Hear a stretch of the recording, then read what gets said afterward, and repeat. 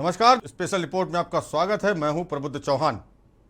बात करेंगे आज मध्य प्रदेश विधानसभा चुनाव की। मध्य प्रदेश में होने वाले विधानसभा चुनाव को लेकर सियासी सरगर्मी तेज हो गई है। मिशन 2023 की तैयारी को लेकर पार्टियों ने जी जान लगा दी है। बीजेपी मध्य प्रदेश की जनता को साधने के लिए जन आशीर्वाद यात्रा से लेकर घोषणाएं और वादे कर रही है। इसी कड़ी में अब सीएम शिवराज चौहान ने सतना जिले के मैहर को जिला बनाने की घोषणा भी कर दी है। इससे पहले शिवराज सरकार ने विंध्य के ही मऊगंज को जिला बनाया था। वहीं विंध्य से आने वाले राजेंद्र शुक्ल को कैबिनेट में जगह भी दी थी। चुनाव को लेकर बीजेपी की मध्य प्रदेश में आगामी रणनीति क्या है, इस बारे में आज चर्चा करते हैं। विधानसभा चुनाव से पहले बीजेपी का विंध्य पर फोकस क्यों है? अगर इस ओर निगाह डालें तो जानकारों के मुताबिक शिवराज सरकार ने मैहर को जिला बनाकर स्थानीय लोगों में बीजेपी के खिलाफ बढ़ रहे असंतोष को दबाने की कोशिश की है, क्योंकि मैहर को जिला बनाने की मांग वर्षों से उठ रही थी। पिछली कांग्रेस की कमलनाथ सरकार रही हो या बीजेपी की शिवराज सरकार, सभी सरकारों में यहाँ के लोग मैहर को जिला बनाने की मांग करते आए हैं। मैहर को जिला बनाने की मांग 20 साल से उठ रही थी। यहाँ के तत्कालीन विधायक नारायण त्रिपाठी पहले समाजवादी पार्टी में थे, बाद में वो कांग्रेस में आए। जिले के ही मुद्दे पर वो बीजेपी में आए और वही मैहर को जिला बनाने का मुद्दा बार बार उठाते रहे। चूंकि बीजेपी को अंदेशा था कि वो इस बार पार्टी छोड़ देंगे, इसलिए पार्टी ने लास्ट मिनट पर अनाउंस कर मैहर को जिला बना दिया। राजनीति के जानकारों का मानना है कि नारायण त्रिपाठी मैहर में जनाधार वाले नेता हैं और वो लंबे समय से मैहर को जिला बनाने की मांग कर रहे हैं। जिला बनाने की मांग को ही लेकर उन्होंने कांग्रेस का हाथ छोड़ दिया था और बीजेपी का दामन थामा था।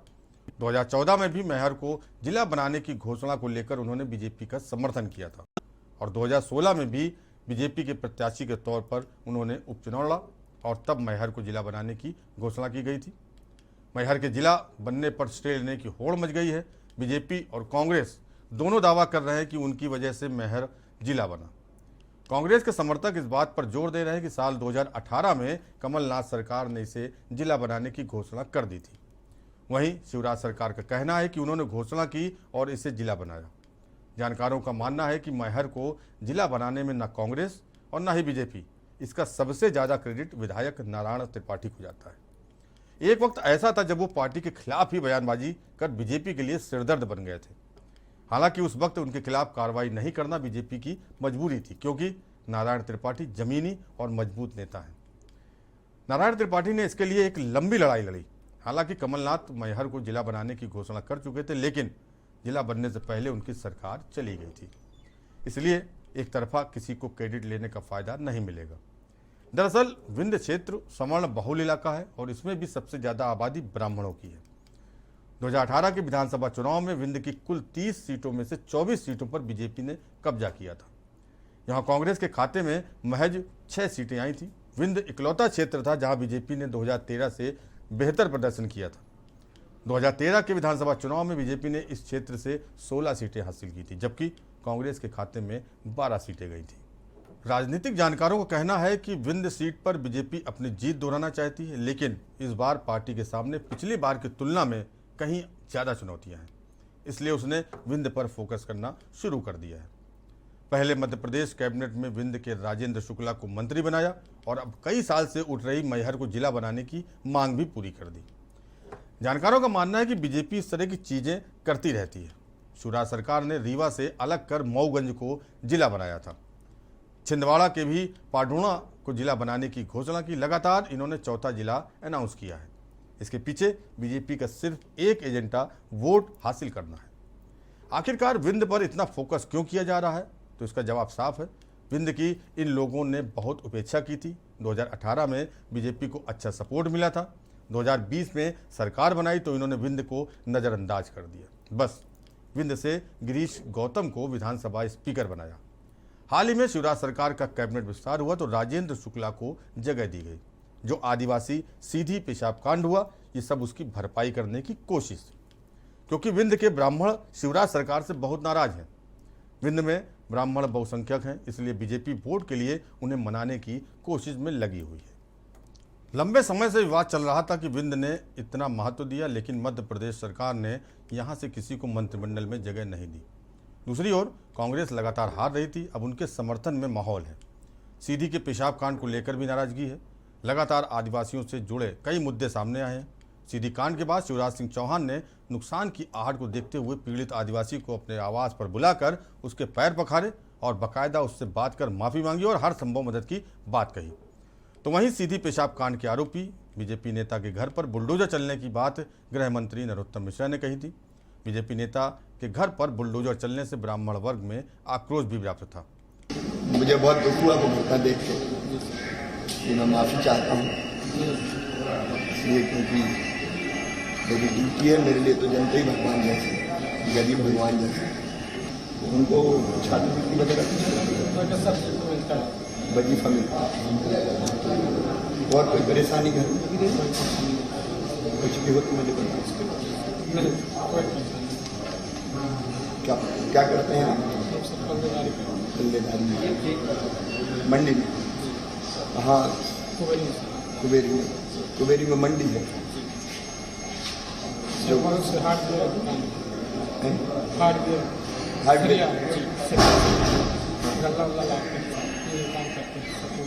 वो ढोने का काम करते, लाने ले जाते।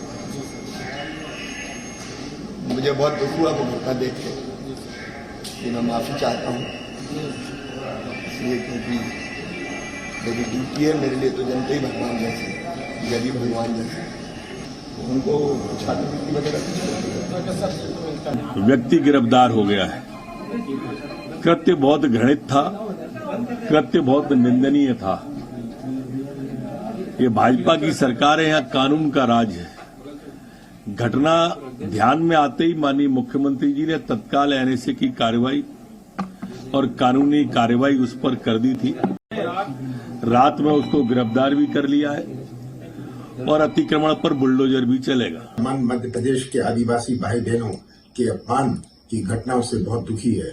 सीधी जिले में एक आदिवासी युवक के ऊपर भाजपा नेता का पेशाब करना वीडियो देखकर रूह कांप जाता है। क्या सत्ता का नशा इस कदर भारतीय जनता पार्टी के नेताओं पर चढ़ गया है कि वे इंसान को इंसान नहीं समझ रहे। ये घटना आदिवासी अस्मिता पर प्रहार है। ये घटना टांटिया मामा और बिरसा मुंडा जैसे महापुरुषों का अपमान है। ये घटना मध्य प्रदेश के करोड़ों आदिवासी भाई बहनों का अपमान है, जो एक चुनौती बनकर बीजेपी के सामने आया था। वहीं सीधी कांड को लेकर पूर्व सीएम कमलनाथ ने भी बीजेपी पर कटाक्ष किए थे। विंध्य में 4 जाति बहुत महत्वपूर्ण है, ब्राह्मण, ठाकुर, इसके बाद ओबीसी और आदिवासी। सतना, रीवा और सीधी ब्राह्मण बेल्ट है। विंध्य से विधायक नारायण त्रिपाठी ब्राह्मण हैं, स्पीकर भी ब्राह्मण हैं, लेकिन ठाकुर समुदाय से कोई भी नेता नहीं है। यहाँ पूरी तरीके से ब्राह्मण और ठाकुर की लड़ाई हो गई है। यहाँ बीजेपी विरोधी लहर है। फिलहाल सारी चीजें गड्ढमड्ढ हो गई हैं, ऐसा जानकारों का मानना है। बीजेपी के इस स्टेप से फायदा कितना होगा, ये देखने वाली बात होगी। हालांकि लोग समझ गए हैं कि इन्होंने बार बार कई घोषणा की हैं, लेकिन कुछ काम नहीं हुआ। कुछ जिले बने। पिछोर में सीएम ने अनाउंस किया था कि आप वोट दो और बीजेपी को जिताओ, हम जिला घोषित कर देंगे। जिले बने हैं, लेकिन ये वोट बैंक में बदल जाएंगे, ये संशय है। राजेंद्र शुक्ल को आखिरी समय में मंत्री बनाकर बीजेपी ने मैसेज दिया था कि बीजेपी ने विंध्य के मजबूत विधायक को जिम्मेदारी दी है। हालांकि जनता तक मैसेज जाता इससे पहले ही एक वाकया जिसने खेल बिगाड़ दिया। हुआ यूं कि चित्रकूट में जन आशीर्वाद यात्रा में मंच पर गृह मंत्री अमित शाह थे, यात्रा के प्रभारी नरोत्तम मिश्रा थे, लेकिन मंच पर राजेंद्र शुक्ला को बोलने का मौका नहीं दिया गया। एक तरफ शुक्ल को कैबिनेट में जगह देकर तवज्जो दी गई, तो लेकिन बोलने का मौका नहीं देना दिखाता है कि बीजेपी विंध्य में कन्फ्यूजन की स्थिति में है। हालात ये हैं कि विंध्य में बीजेपी 2 कदम आगे चलती है तो फिर 4 कदम पीछे खींच लेती है। कभी कहती है कि शिवराज का सीएम फेस नहीं होगा, कभी 212 पार का नारा लगाती है। अमित शाह 150 के पार का नारा लगाते हैं तो ज्योतिरादित्य सिंधिया कहते हैं कि जीत जाएंगे। इन बयानों से संदेश जाता है कि बीजेपी अभी कन्फ्यूजन की स्थिति में है। राजनीतिक जानकारों की माने तो विंध्य में बीजेपी विरोधी लहर है। चुनावी साल में बीजेपी के सामने पहले नाराज ब्राह्मणों को मनाने की कोशिश है, दूसरी ओर प्रदेश में आदिवासियों से जुड़े कई मामले हैं, उसने भी बीजेपी के खिलाफ माहौल बनाया है।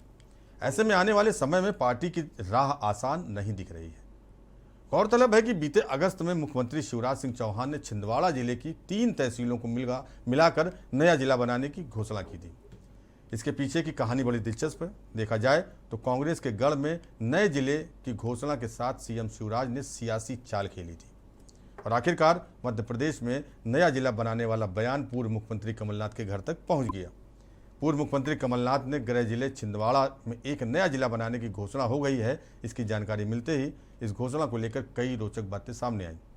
पूर्व मुख्यमंत्री कमलनाथ के गढ़ छिंदवाड़ा पर लंबे समय से भारतीय जनता पार्टी की नज़र रही है। छिंदवाड़ा एकमात्र ऐसा जिला है जो मध्य प्रदेश में कांग्रेस का गढ़ बन गया था।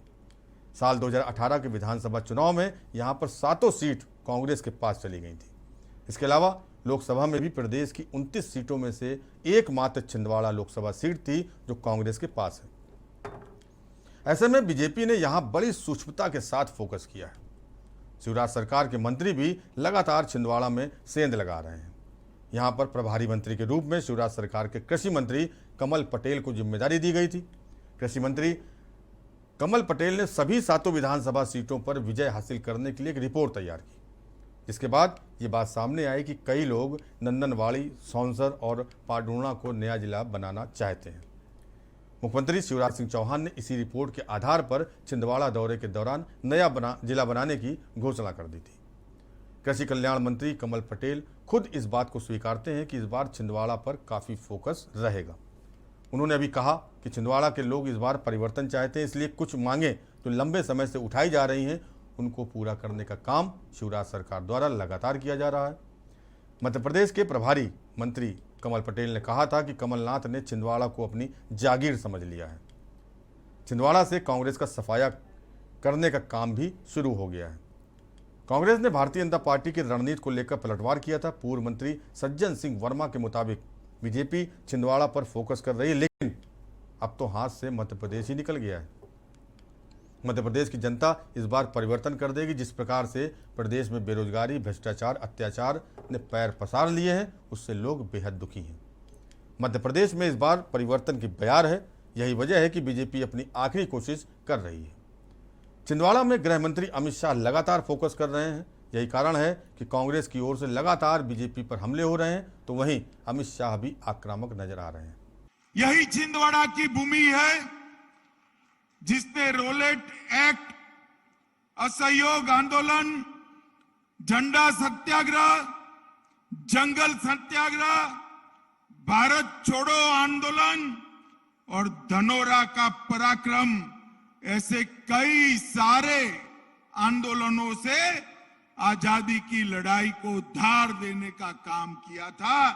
वो छिंदवाड़ा की समग्र जनता को मैं प्रणाम करता हूं।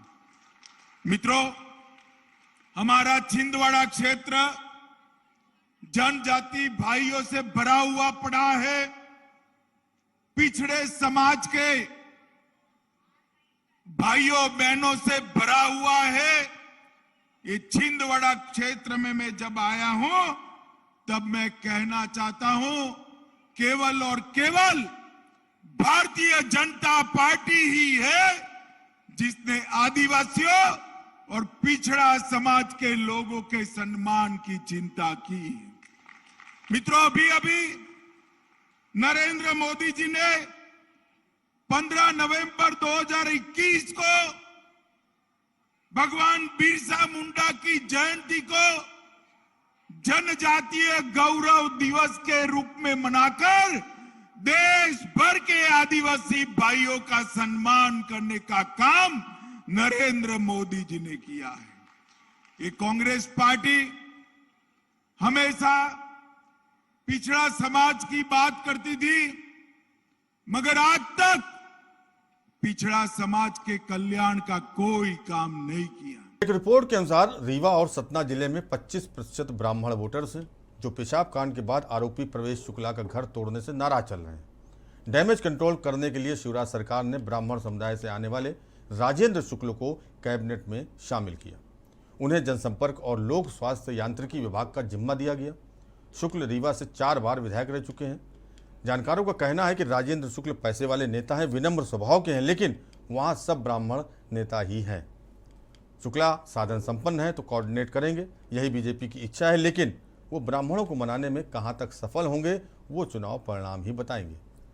तो स्पेशल रिपोर्ट में फिलहाल इतना ही। देश और दुनिया की बाकी खबरों को देखते रहिए न्यूज इंडिया और मुझे दीजिए इजाजत। नमस्कार। आप देख रहे हैं के न्यूज, खबरों का सारथी।